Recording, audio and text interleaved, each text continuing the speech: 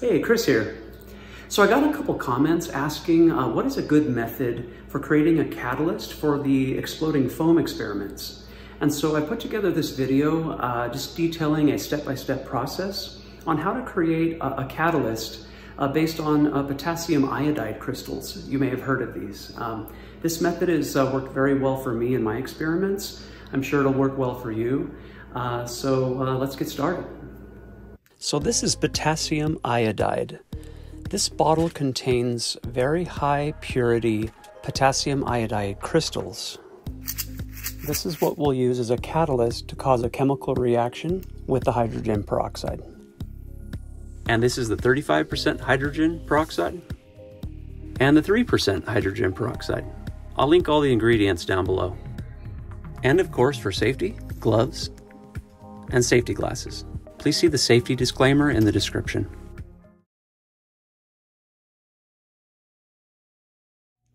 So what we're going to do here is dissolve these crystals into this 1 ounce of water. Having done this before, 1 ounce of water can take about 40 to 50 grams of this potassium iodide, these crystals. I'm using this scale here just to keep track of how much crystal I use. Like I said, it should be somewhere between 40 and 50 grams in this 1 ounce of water.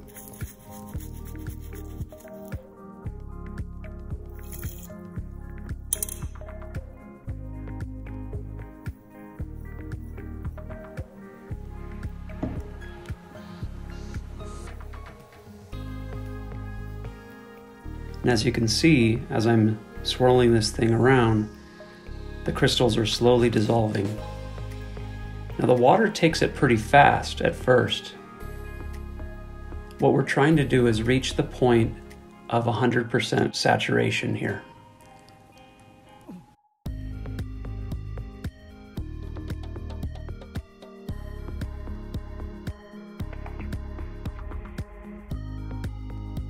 I think we're approximately about 20 grams at this point. Just added another 15 or 20.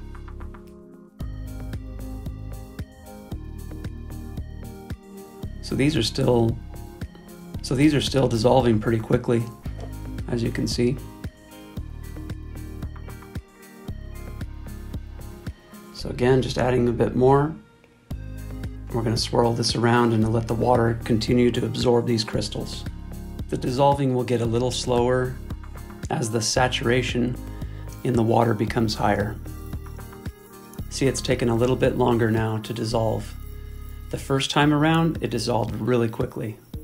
Now there's a higher concentration of this potassium iodide in the water, so now the water's having a harder and harder time absorbing it. Once we reach 100% saturation, you're going to notice that the crystals just can't dissolve anymore. And that's the point where we're reaching the 100% saturation mark, and then we can stop doing this process. We may have some extra crystals at the bottom of the glass, but we won't need those. We'll just drain the saturated solution into another glass, separating the crystals out, and then that will be our catalyst. I think we're at a point of saturation, people. I've been stirring this thing for a while. It's not taking any more, so I think we're done here. I think it's taken as much as it can.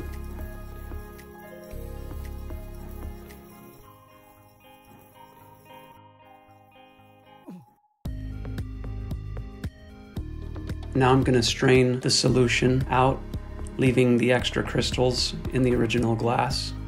Just trying to get every drop of this here.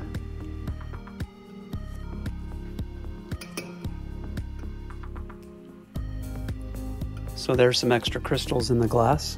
You can discard that. I ended up trying to go too quickly and I put too many crystals in at once and I had too much extra. So I would recommend that you go a little bit slower, dissolve a little bit slower so there's not as much waste. And now we have our potassium iodide catalyst solution. So now I'm transferring the solution into these tubes. I'm going to split the 1 ounce into 2 halves. So I'll have half an ounce in each of these tubes. And then we'll be ready to go for our experiment. A little bit more than the other one, so I'll even it out.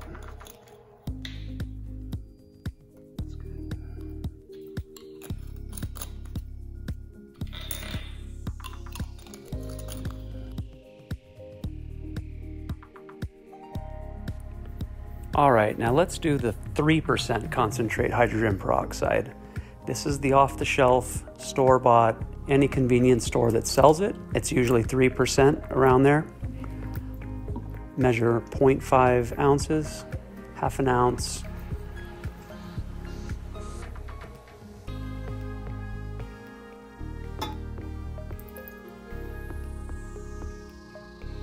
So here we go, testing our catalyst against a 3% concentrate hydrogen peroxide.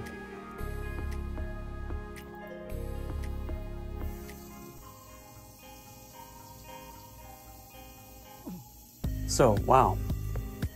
So far, very mild and slow reaction. Interesting.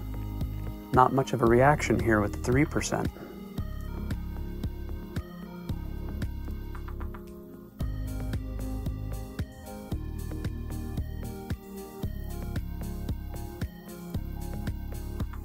So let's take a look at the 35%.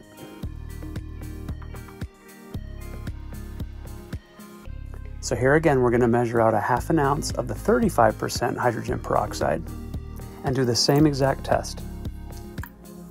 We want to keep the measurements the same for both tests.